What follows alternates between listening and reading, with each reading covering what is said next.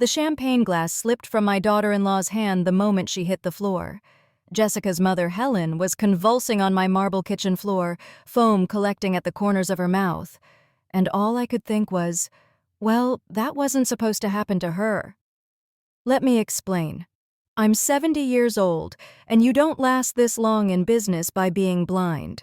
So when someone tries to poison you at your own retirement party, you notice, especially when that someone has been circling your fortune. Just hours earlier, my home was full of laughter. I'd sold my firm for $23 million, and Michael insisted on throwing the party. "Mom, relax, let Jessica do everything," he said. Odd, since Jessica usually dodged chores, but now was the perfect hostess. Flowers, crystal, even a bartender. That's when I saw it. Jessica slipped a vial from her purse and poured it into one glass, the chipped one I always used. Instead of confronting her, I waited. She brought it to me with a sweet smile. "You've earned this," she said. I accepted, but later switched it with Helen's untouched glass. She sipped, said it tasted interesting, and minutes later collapsed.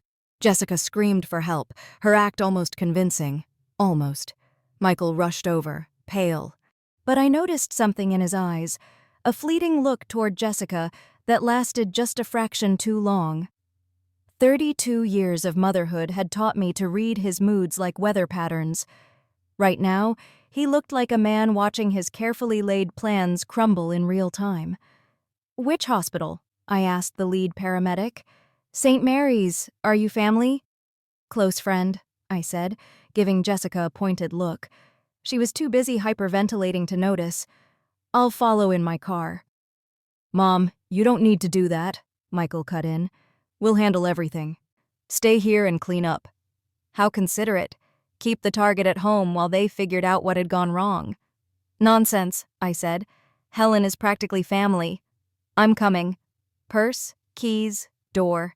At the hospital, I stayed close enough to overhear the staff. "Acute poisoning, cause unknown," a doctor murmured to a nurse. "Plant alkaloids." Someone had done their homework on untraceable toxins. Jessica paced, heels clicking like a metronome. Michael sat rigid, ignoring his buzzing phone.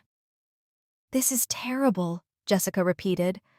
"Poor Mom, how could this happen?" I patted her shoulder. "These things are often mysterious. I'm sure the doctors will figure it out." Then lightly, "Lucky she didn't drink much of that champagne, only a few sips." Jessica faltered. "Champagne? You think the champagne caused this?" "Oh, probably nothing," I said with a dismissive wave, but her hands trembled as she lifted her coffee. Michael watched like a hawk. 3 hours later, the doctor returned. Helen was stable but needed overnight observation. "Tests inconclusive," he said. "Whatever she ingested is working its way out." "Can we see her?" Jessica asked. "Family only, and she's sedated. Best to come back tomorrow." As we left, Michael walked me to my car. "Mom, maybe you should stay with us tonight. After what happened, I'd feel better if you weren't alone." How considerate again, especially now, when they were probably wondering if I suspected anything. I did. "That's sweet of you, dear, but I'll be fine. I have that new security system, remember?" I kissed his cheek and got in the car, watching in the rear view as he and Jessica whispered urgently in the parking lot. Back home, I poured myself a real glass of champagne from a fresh bottle and settled into my study. Time to figure out exactly what my loving family had planned for me, and more importantly, what I was going to do about it. I spent the night doing something I'd become quite good at in 45 years of business: research. Not the kind you do with computers, but the kind you do with a sharp memory and a suspicious mind. Helen's poisoning wasn't random, and it certainly wasn't an accident. Someone had planned to kill me at my own party, probably hoping to make it look like a heart attack or stroke. At 70, those things happen. No one questions a successful woman's heart giving out under stress. But why? That was the $23 million question, wasn't it? I made coffee at 5 in the morning and sat at my kitchen table with a legal pad, writing down everything I knew about Michael and Jessica's financial situation. It wasn't pretty. Michael's architectural firm had been struggling since the recession, and Jessica's jewelry boutique was more hobby than income. They lived far beyond their means, an oversized house in Westfield, luxury cars still on payments, and Jessica's shopping habits bleeding money. I'd helped them, of course. What mother wouldn't? A few thousand here and there, the down payment when Jessica cried about wanting the right neighborhood, private school tuition for Emma. Looking through my records, I'd given them nearly $200,000 in 5 years. I called them gifts, but maybe they saw them as early inheritance payments. At 7:30, Jessica called. Her voice was full of concern. "I couldn't sleep all night. You didn't feel sick at all, so—" "Did you?" How thoughtful, making sure her poison hadn't worked. "Not at all, dear. I feel fine." "How's Helen?"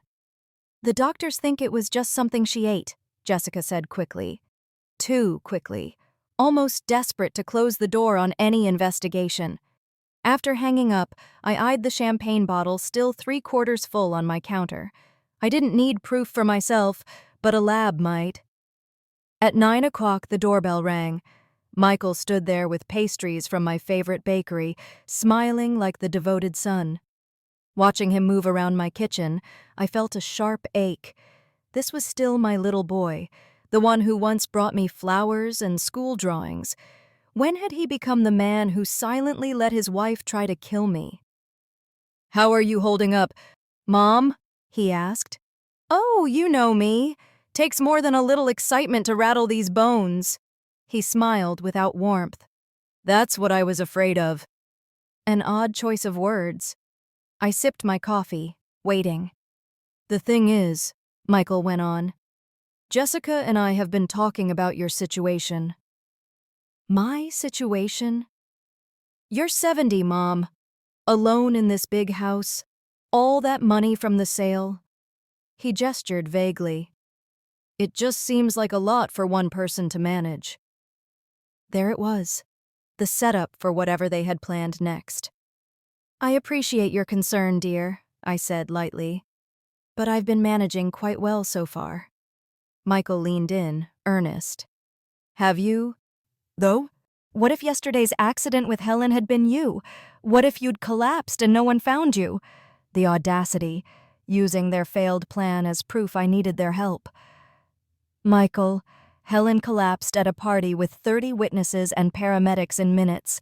That's hardly a cautionary tale about living alone." "That's not what I meant." He ran his hands through his hair, a teenage tell before asking for something he knew I'd refuse. "Jessica and I have been doing some research," he continued. "There are really nice communities for active seniors, activities, medical staff." "Ah, the nursing home pitch. How thoughtful." "Actually, yes," he said, showing me a website for Sunset Manor. Golf course, spa, cultural events, smiling residents. "Only thing is," he added, "there's a waiting list. To move in quickly, you pay the full entrance fee up front, about $400,000. But that covers everything." $400,000. A dent in my assets.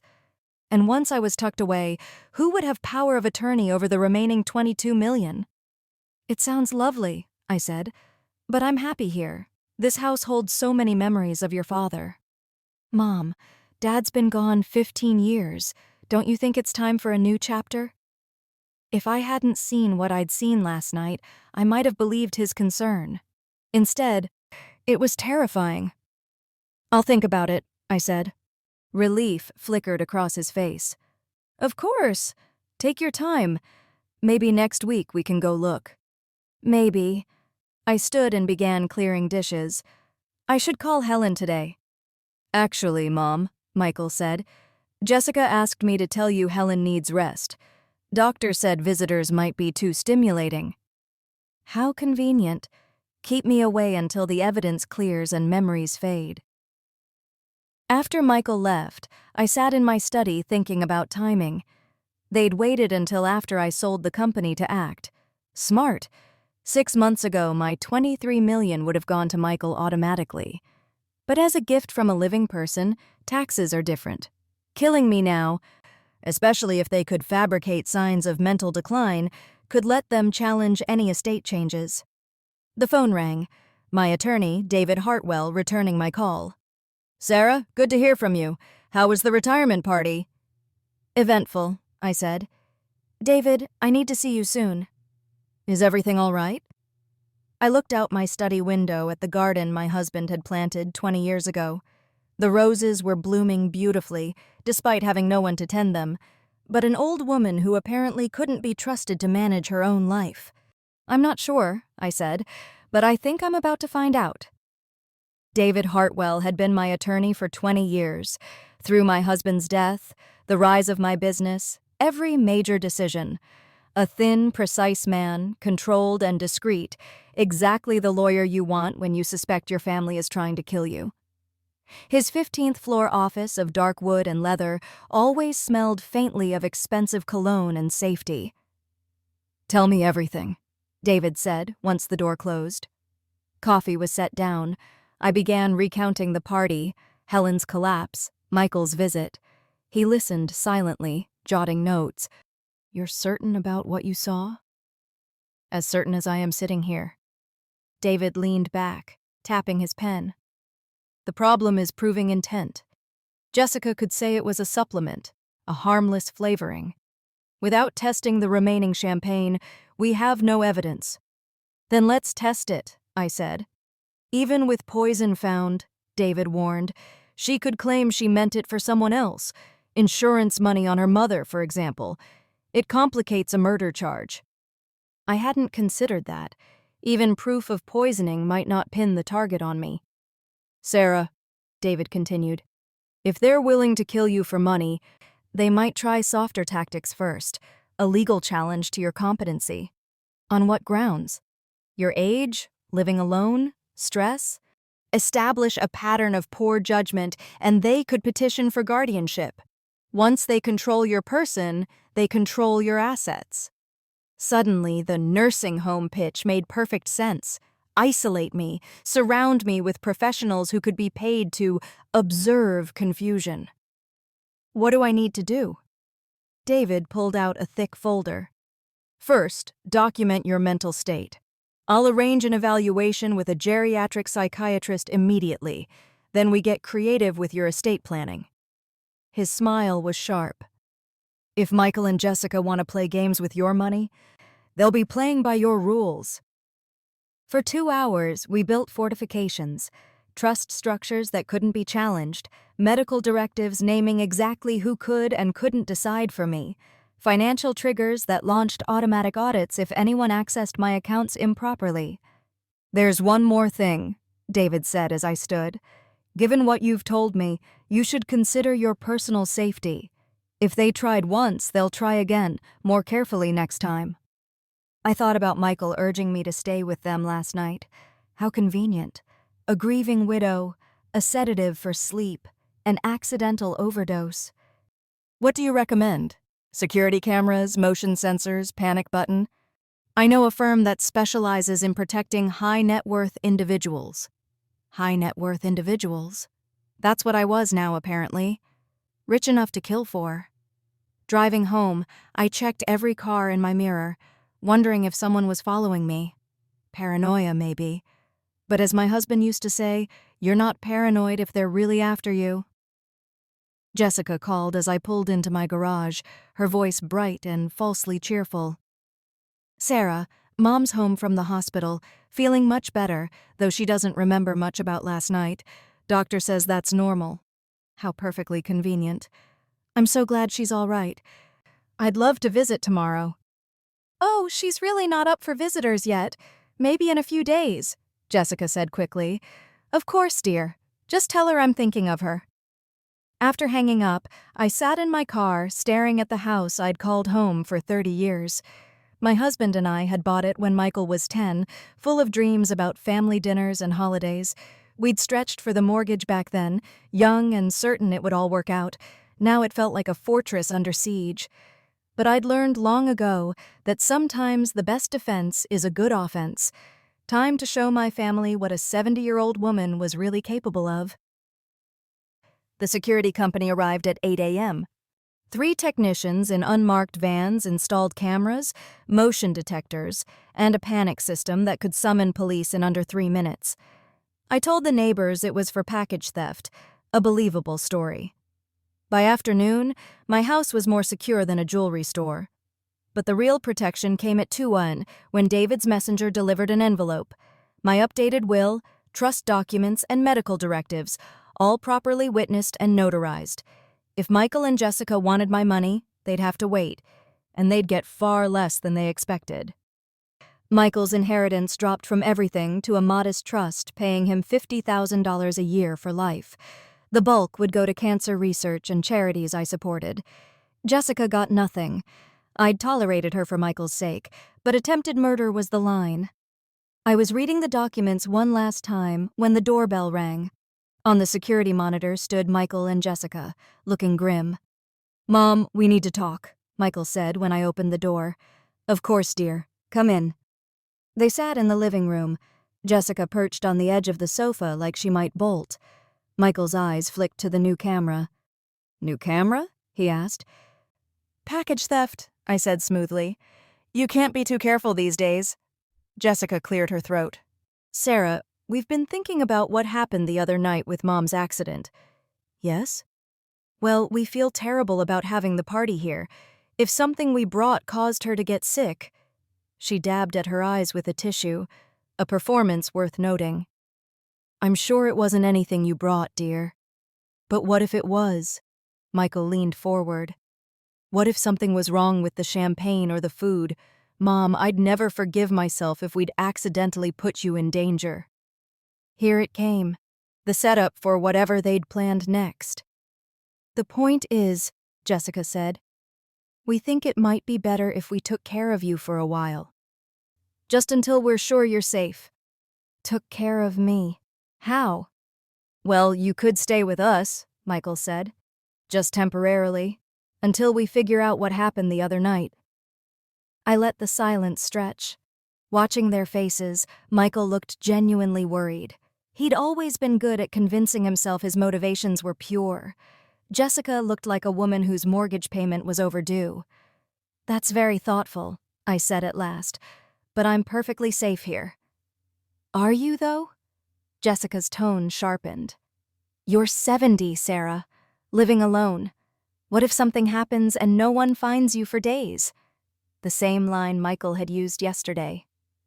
They were reading from a script. "What if you fall?" Michael added. "Or have a heart attack? Mom, at your age, anything could happen." "At my age," as if I were already dead and hadn't noticed. "You know," I said evenly, "you're absolutely right. Anything could happen at my age. That's exactly why I spent today updating my will." The temperature in the room dropped. "Your will?" Jessica's voice was careful. "Oh yes, amazing how a brush with mortality makes you think.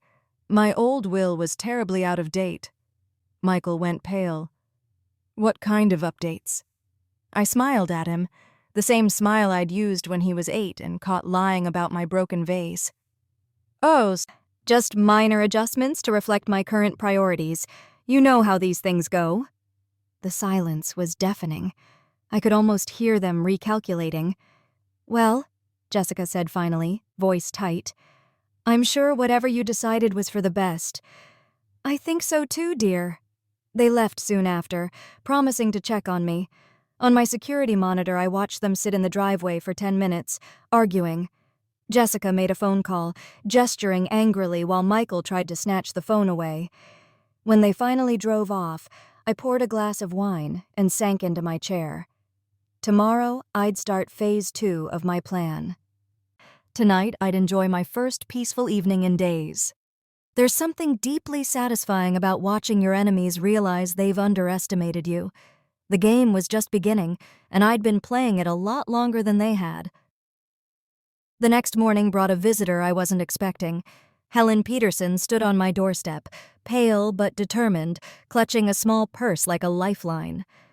"Sarah, I need to talk to you," she said without preamble.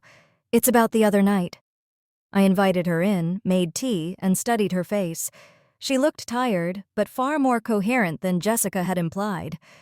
Jessica told me I had some kind of reaction to medication, Helen said, settling into a chair. But, Sarah? I don't take any medications except vitamins. Haven't for years. Interesting. What do you remember about the party? Everything. Until I started feeling dizzy. I remember the champagne tasting strange, bitter, almost metallic. And I remember seeing Jessica near the drinks table earlier, doing something with a small bottle. My pulse quickened. What kind of bottle? Like an eyedropper, the kind you'd use for essential oils. Helen's hands shook as she set down her cup. Sarah, I think my daughter tried to poison you. Why would you think that? Helen's laugh was bitter. Because she's been talking about your money for months. How unfair it is you have so much while they struggle. How much easier life would be if something happened to you. The pieces were falling into place. Has she said anything specific? Last month she asked me if I thought you'd updated your will recently. She seemed very concerned about Michael's inheritance. Helen met my eyes. Sarah, I think they've been planning this for a while. I made a decision. Helen deserved to know what her daughter had tried to do, and I needed an ally who'd witnessed their behavior firsthand. Helen, I saw Jessica put something in my champagne glass. I switched our drinks deliberately. The color drained from her face. She tried to kill you, and I almost died instead. Yes. We sat in silence, absorbing the weight of it. What are you going to do? Helen asked. I'm going to give them exactly what they want, I said. Just not the way they expect to get it. Helen raised an eyebrow. What does that mean? It means your daughter and my son are about to learn some games have higher stakes than they realized. After Helen left, I called an old business contact. Patricia Williams ran a private investigation firm specializing in corporate espionage and background checks. We'd worked together on sensitive deals for years. Sarah Wilson, Patricia said warmly when she answered. I heard about your sale. Congratulations. Thank you, Patricia. I need a favor, a personal one. What kind of favor? I need to know everything about my son's finances, bank accounts, credit cards, loans, investments, everything. She hesitated. Sarah, are you sure? Family information can be uncomfortable. I'm sure. Give me 48 hours. While Patricia worked her magic, I set the next phase of my plan in motion. I called Michael and asked him to meet me for lunch at our old restaurant, the place of graduations, weddings, Emma's birth. He arrived looking nervous, checking his phone. How are you feeling, Mom? You sounded upset. I've been thinking about what you and Jessica said, about my safety, planning for the future. His face brightened.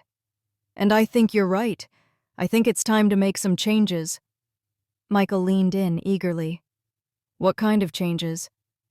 Well, I've been looking into Sunset Manor, the place you mentioned. I called them this morning. That's wonderful, Mom.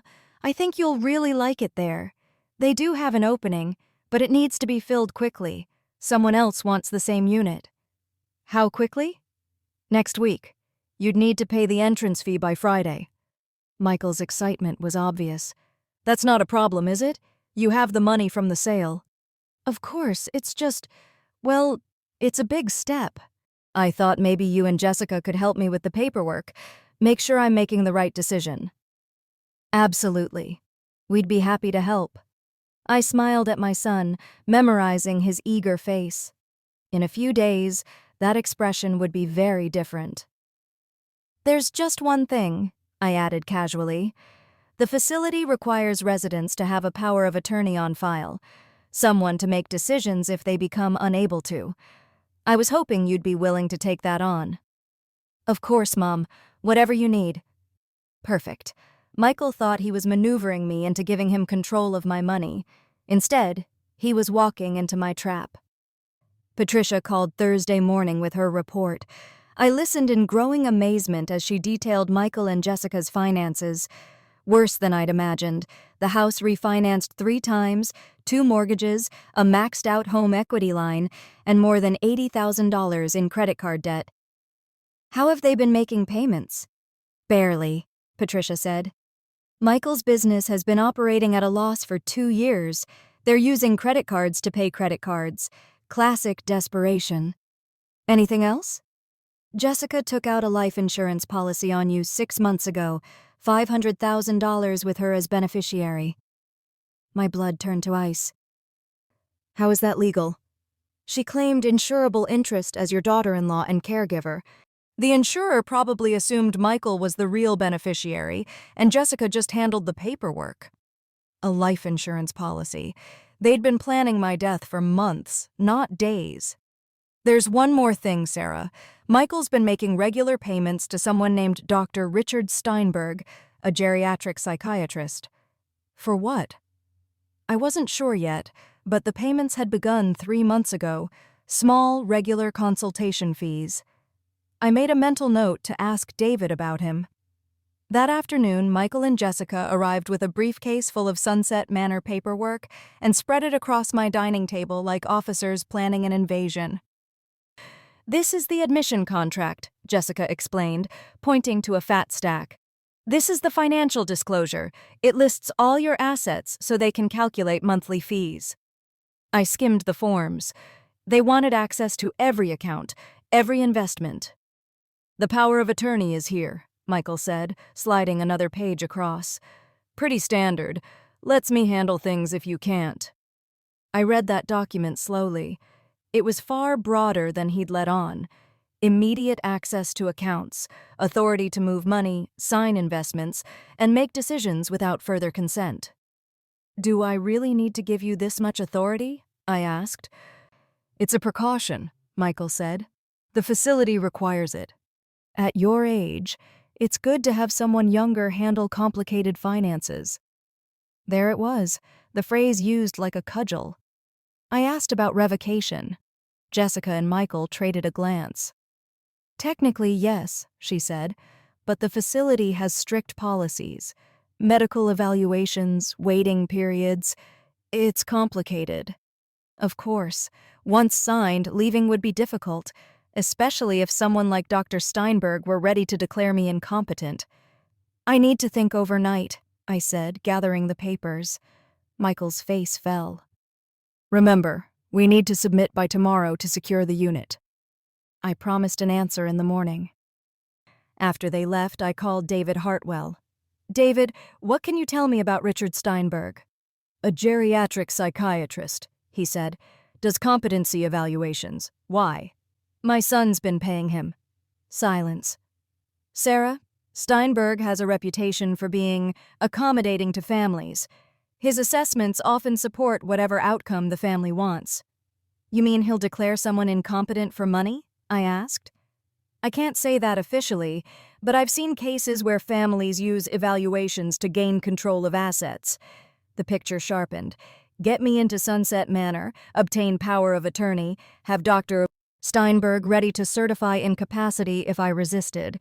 It was a comprehensive, cruel plan, elegant in its bureaucracy. If I hadn't seen Jessica with that vial, I might have walked right into it. David, prepare something for me, I said. I need it ready by tomorrow morning. The kind that teaches them a lesson they'll never forget? He asked. Exactly. That evening, I checked every detail twice and rehearsed the timing in my head. Everything had to be flawless. Tomorrow, Michael and Jessica would get exactly what they deserved. But first, I had one more phone call to make. Friday morning arrived gray and drizzling, the kind of weather that made everything seem ominous, perfect for what I had planned. Michael and Jessica arrived at 9 sharp, both dressed like they were heading into a board meeting, which, in a way, they were. Have you decided, Mom? Michael asked, settling into my living room with barely contained excitement. I have. I pulled out the Sunset Manor paperwork, now signed and notarized. I think you're right. It's time for me to start this new chapter. Jessica's relief was obvious. Oh, Sarah, I'm so glad. You're going to love it there. I'm sure I will. And Michael, I've signed the power of attorney papers as well. Michael's hands actually trembled as he took the documents. This is the right decision, Mom. You won't regret it. I'm sure I won't, I said, smiling. For the next hour, we went through the financial paperwork.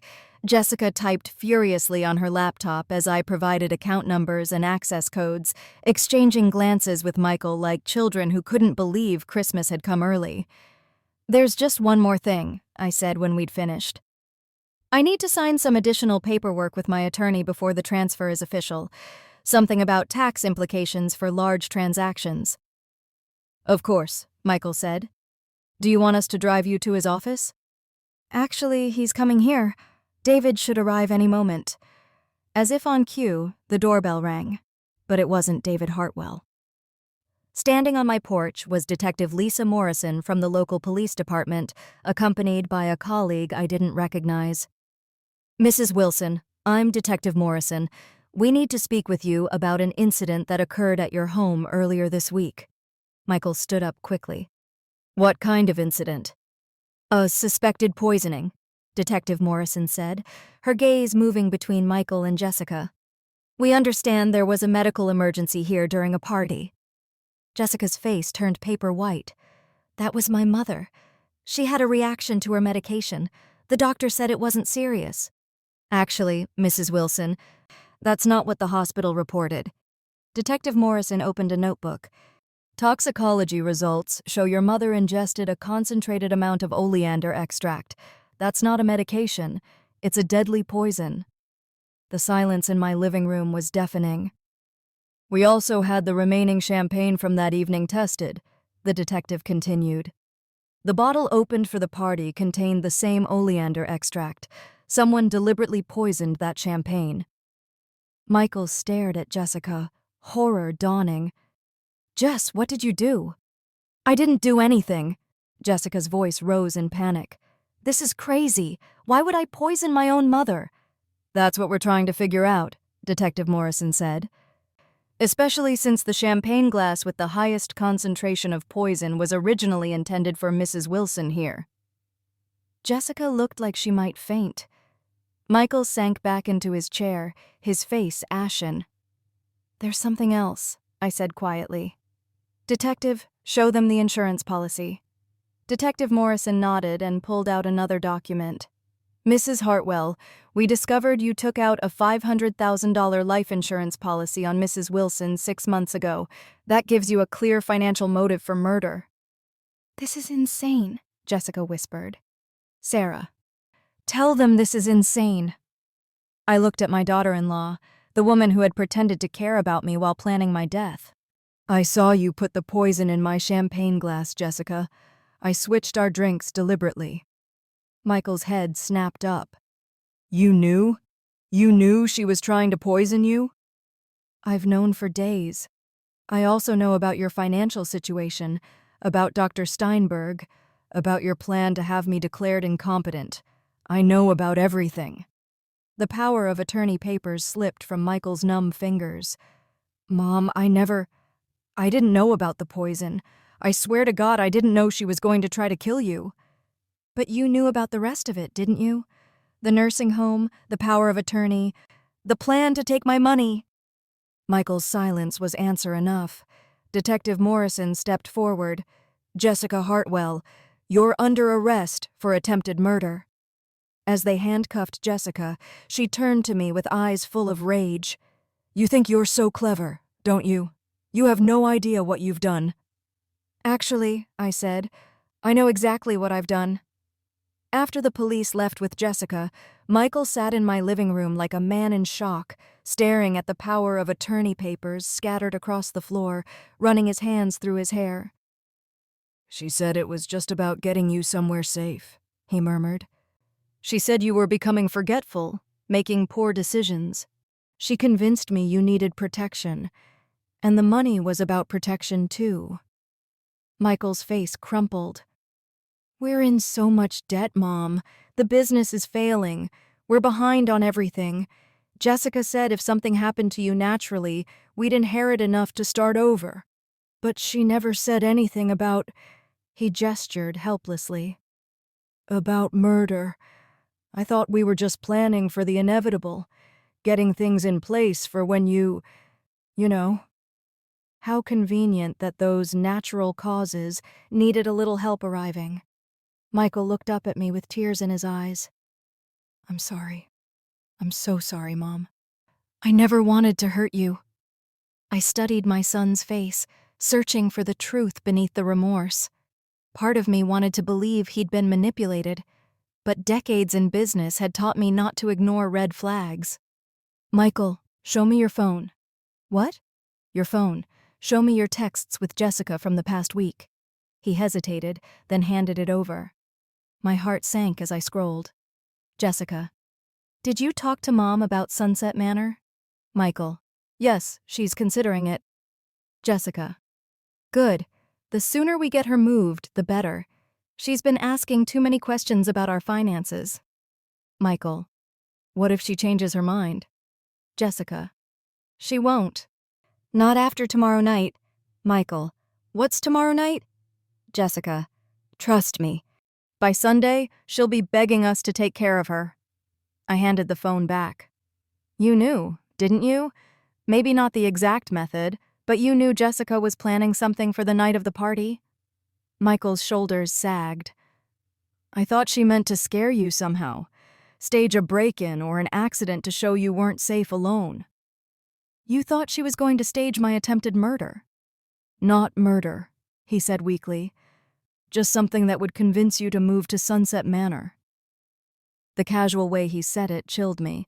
My own son had been fine with traumatizing me into compliance. Michael, there's something else you need to know, I said. I had a private investigator look into your finances. His face went white. What did you find? Everything. The debt, the failed business, the years of living beyond your means. I pulled out Patricia's report. One entry particularly caught my attention, the payments to Dr. Steinberg. Mom, I can explain. Can you? Because according to this, you've been paying him to consult on my case for 3 months before you ever suggested Sunset Manor, before you expressed any concern about my mental state. What exactly were you consulting him about, Michael? Michael buried his face in his hands. Jessica said we needed a backup plan in case you refused to sign the power of attorney willingly. A backup plan. Steinberg agreed to evaluate you and find signs of dementia or incompetency. Jessica said it was just a precaution if you became difficult. I felt something cold settle in my chest. You were planning to have me declared mentally incompetent from the beginning. Only if necessary, he whispered. Only if you refuse to let us help you. Help me what, Michael? Help me give you my money? The truth hung in the air between us. My son, the little boy I'd raised and sacrificed for, had been planning to destroy my independence and steal my life's work. There's one more thing, I said quietly. The papers you signed today, the power of attorney I gave you. Michael looked up hopefully. Yes, they're fake. David prepared them for this meeting. They give you power of attorney over a bank account that contains exactly $1. Michael froze, staring at me. What? My real money is locked away in trusts you'll never touch. The will you feared so much, it leaves you only a modest annual income, and if you're convicted of conspiracy in Jessica's plot, even that disappears. His face crumpled. You've destroyed my life. No, Michael, you destroyed your own. I just made sure you couldn't destroy mine in the process. Watching my son collapse into ruin, I felt no triumph, only a deep, bone-deep sadness for the man he'd become. 3 months later, I sat in my garden among blooming roses, reflecting on endings and beginnings. Jessica had received 15 years for attempted murder. Michael got 3 for conspiracy after his lawyer bargained the charges down. My granddaughter Emma, 16 now, called the night before. Old enough to understand, old enough to be horrified. Grandma Sarah, I'm so sorry, she said, crying. I didn't know. Can I come visit this summer? I'd love that, I told her. And I meant it. She was innocent in all this, just as much a victim of her parents' greed as I was. Helen Peterson had become a surprising friend. Twice a week we met for coffee, two women bound by betrayal. She was even considering a book on elder abuse, using our story as a warning. "You know," Helen said once, "I keep thinking how close they came to getting away with it." "They never had a chance," I replied. "I've dealt with people who wanted my money for 40 years. The only difference this time was that they shared my DNA." Helen laughed. "Do you ever regret it ending with them in prison?" I thought hard. Michael was my son. I loved him, but he'd been willing to take everything from me. "I regret that it was necessary," I said at last, "but I don't regret protecting myself." The doorbell interrupted my thoughts. On the monitor, I saw David Hartwell, briefcase in hand, looking uncharacteristically pleased. "Good news," he said once inside. "The insurance company won't contest Jessica's policy on your life. Since she was convicted of trying to murder you, it's void. Premiums refunded." "That's something," I said. "There's more. Michael's creditors are seizing everything, including the house you helped them buy. Do you want to make an offer?" I thought of the granite counters, cathedral ceilings, all the luxuries they craved. "No," I said. "Let someone else have it. Someone who can afford it honestly." David nodded and slid over one last document. "Your trust restructuring is complete. Your money is now protected permanently. No one can touch it without your written consent. And if anyone ever tries to declare you incompetent, the trust automatically transfers to charity." "Thank you, David, for everything." After he left, I poured a glass of wine and sat on my deck, watching the sunset blaze gold and pink across the sky. At 70, I'd learned that money brings out both the best and worst in people. Unfortunately, it had brought out the worst in my own family. But I'd also learned something else. I was stronger than I'd realized, sharp enough to see through their schemes, tough enough to stop them, and resilient enough to build a new life without them. My phone buzzed, a text from Emma. "Grandma, I got accepted to Northwestern pre-law, just like you suggested. Can't wait to tell you all about it when I visit." I smiled as I typed back, "Congratulations, sweetheart. I'm so proud of you." Maybe that was the true victory. Not just stopping Michael and Jessica, but ensuring the next generation could choose better. Emma would grow up knowing money was a tool, not a goal, and that family meant love and support, not greed and betrayal. The roses in my garden bloomed brightly, now tended by a landscaper I could easily afford. My house felt calm and secure, fortified by both legal protections and my own resolve. I began this story with a failed poisoning at my retirement party. But really, it was about something bigger. The difference between being old and being powerless. I might be 70, but I was far from powerless. And anyone who dared test that would learn, as Michael and Jessica had, that underestimating a sharp old woman is a very expensive mistake.